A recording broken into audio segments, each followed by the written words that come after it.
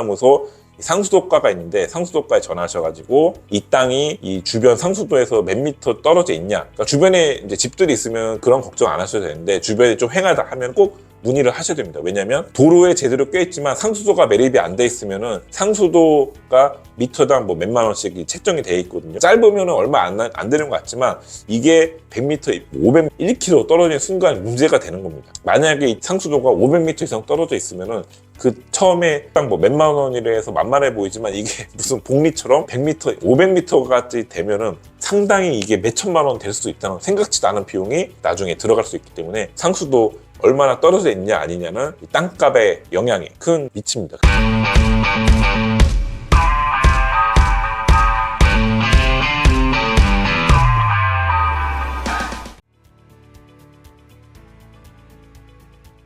네, 안녕하세요. 대박땅꾼입니다. 제가 오늘은 매수 노하우에 대해서 말씀드리겠습니다. 사실 이 영상도 예전에 제가 찍었던 영상 10만 이상 이제 조회가 나왔던 내용인데요. 다시 그 내용은 또 5년 전 6년 찍었기 때문에 에 맞춰서 다시 한번 말씀드리겠습니다. 이제 매수 노하우에 대해서 먼저 말씀드리겠습니다. 그래서 사실 이 내용도 앞전의 내용이 조금 겹치게 하는데 이 매수할 때 계절별로 잘 보라고 제가 앞전 시간에 말씀드렸는데 특히 겨울에 잘 보셨으면 좋겠습니다. 겨울에 이 매수할 시점이 좋은 게 겨울에는 땅이 쏟아집니다. 그 이유는 대부분 농민들이 농사를 짓고 추수가 끝나고 가을에 추수 끝나고 겨울에 땅을 내놓는 경우가 많습니다. 그리고 거꾸로 매도인은 그렇게 내놓는데 매수인들은 춥기 때문에 임장 활동을 자제한다는 겁니다. 또 연말에 행사가 많기 때문에 12월 달에 특히 땅이 쏟아지는데 매수할 사람 없기 때문에 12월 이때가 사실 땅이 쏟아지고 좋은 땅을 고를 수 있는 좋은 시기이기 때문에 이때를 땅을 사실 분들은 물론 가을에 살 수도 있지만 조금 더 한두 달 참고 12월, 1월에 사시면 더 좋은 땅을 살 수 있는 기회가 더 있을 가능성이 더 높다, 이렇게 말씀을 드리고 싶습니다. 그리고 두 번째 노하우로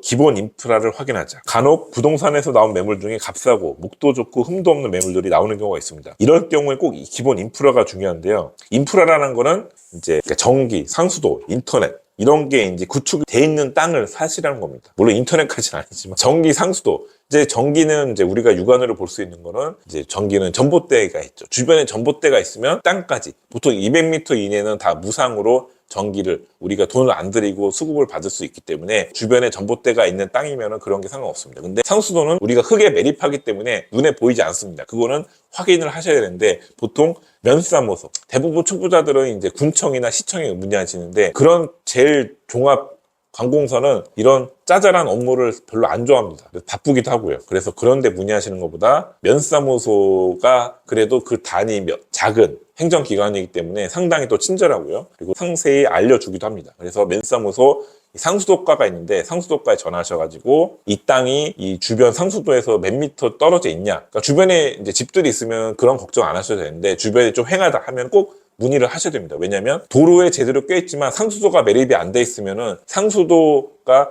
미터당 뭐 몇만 원씩 책정이 돼 있거든요. 짧으면 얼마 안 되는 것 같지만 이게 100m, 500, 1km 떨어지는 순간 문제가 되는 겁니다. 만약에 이 상수도가 500m 이상 떨어져 있으면은 그 처음에 딱 뭐 몇만 원이라 해서 만만해 보이지만 이게 무슨 복리처럼 100m, 500m까지 되면은 상당히 이게 몇 천만 원 될 수도 있다는 생각지도 않은 비용이 나중에 들어갈 수 있기 때문에 상수도 얼마나 떨어져 있냐 아니냐는 이 땅값의 영향이 큰 미칩니다. 그래서 혹시나 싸게 나온 땅은 그런 상수도가 멀기 때문에 싸게 나왔기 때문에 무조건 싸서 좋은 게 아니고 상수도를 면사무소에 꼭 문의하시면 좋을 것 같습니다. 매도에 대한 노하우에 대해서 말씀드리겠습니다. 사실 매도 첫 번째가 정보가 곧 돈이다. 땅을 살 때 내 능력보다 운이 중요하다면 팔 때는 땅의 가치와 나의 브리핑 능력에 따라서 가격을 높이 측정이 됩니다. 그래서 저는 땅을 이제 제가 매도할 때 그냥 내놓지 않고 저는 A4용지에다가 한 장의 사진에 이제 두 개의 이미지를 제작합니다. 하나는 매물에 대한 정보, 하나는 그 주변 현황, 사항에 대해서 호재에 대한 내용. 서류 한 장이 상당히 중요합니다. 그동안 제가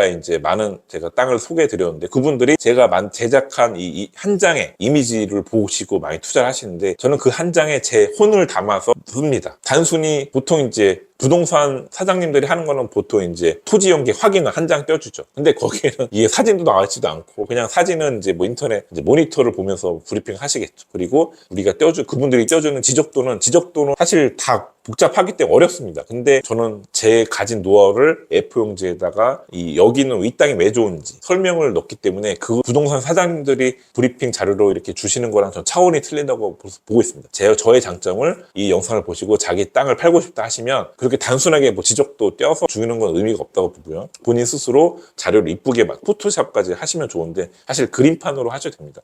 이쁘게 만들어서 이 땅이 왜 좋은지, 어디 개발지에서 몇 킬로, 몇 미터인지 다 자세히 이 땅에 대한 정보를 일목요연하게 한 장으로 만들어 놓고 그 자료를 만들어서 복사를 한 뭐 10장, 20장 해가지고 현지 부동산에 뿌리면 되게 편합니다. 그러면 사실 그렇게까지 하시는 분이 없거든요. 대부분 전화상이나 방문해서 번지수 알려주고 잘 팔아달라 끝인데 저는 그렇게 만들어서 부동산 사장님께 하나하나씩 드리면서 복비도 저는 만약 제가 돈을 빨리 회수해야 된다 하면은 기본 복비보다 저는 2배 이상 드린다고 합니다. 그러니까 기본 복비가 100만 원이면 전 200만 원 드린다고 하면은 제 땅에 더 신경 쓰시기 때문에 그런 식으로 노하우를 좀 빨리 팔고 싶은 분들은 좀 적극적으로 그렇게 A4용지 하나에 이쁘게 만들고 여러 개 만들어서 꼭 전화로 하시는 것보다 하루 날 잡아가지고 가서 한 장 한 장 다 드리고 오시는 거, 그렇게 좀 발품을 한번 파셨으면 좋겠습니다.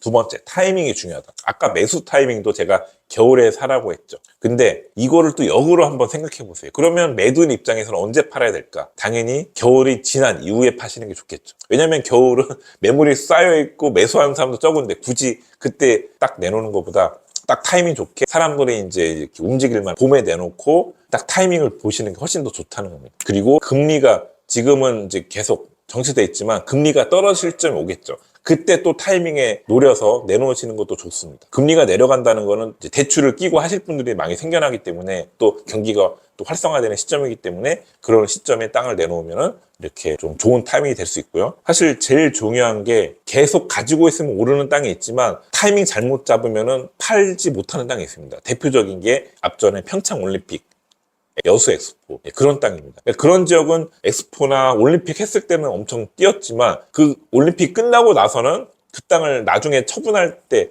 살 사람이 없다는 겁니다. 저는 다행히 올림픽 호재 평창에도 투자했었고 올림픽이 딱 선정됐을 때 딱 치고 빠져나왔는데 올림픽 개최하고 나서 갖고 있던 지인은 나중에 안 팔려서 지금까지 애먹은 땅이 돼버렸습니다. 그래서 이런 땅은 딱 개발 호재가 없이 단순히 그냥 큰 이벤트 하나로 끝인 동네 조심하시라는 겁니다.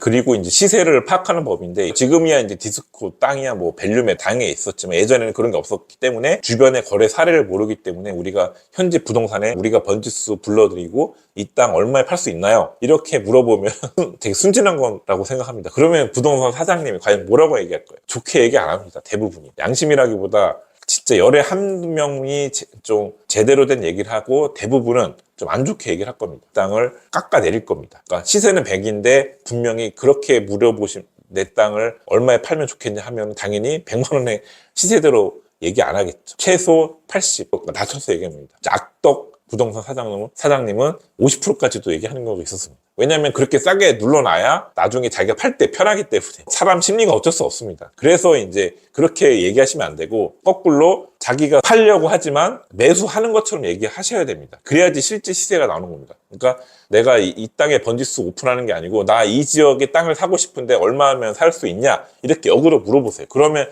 제대로 된 실제 시세가 나온다는 겁니다. 그러니까 본인이 땅을 팔고 싶을 때 팔려고 내놓지 마시고 매수할 사람처럼 얘기를 해야 실제 시세대로 팔 수가 있기 때문에 노하우를 잘 활용하셨으면 좋겠습니다. 지금까지 제가 매수 노하우 알려드렸는데요. 가장 좋은 방법은 처음 살 때부터 저렴하고 내무 반듯한 땅을 저렴하게 사는 것이 좋겠죠. 그러면 매도할 때도 별탈 없이 자료만 잘 작성해서 쉽게 거래될 테니까요. 다음 시간에는 제가 토지 세금에 관련된 것을 말씀드리겠습니다. 세금 문제는 계산이 필요하기 때문에 휴대폰 계산기나 메모장을 준비하시는 것도 도움이 될 것 같습니다.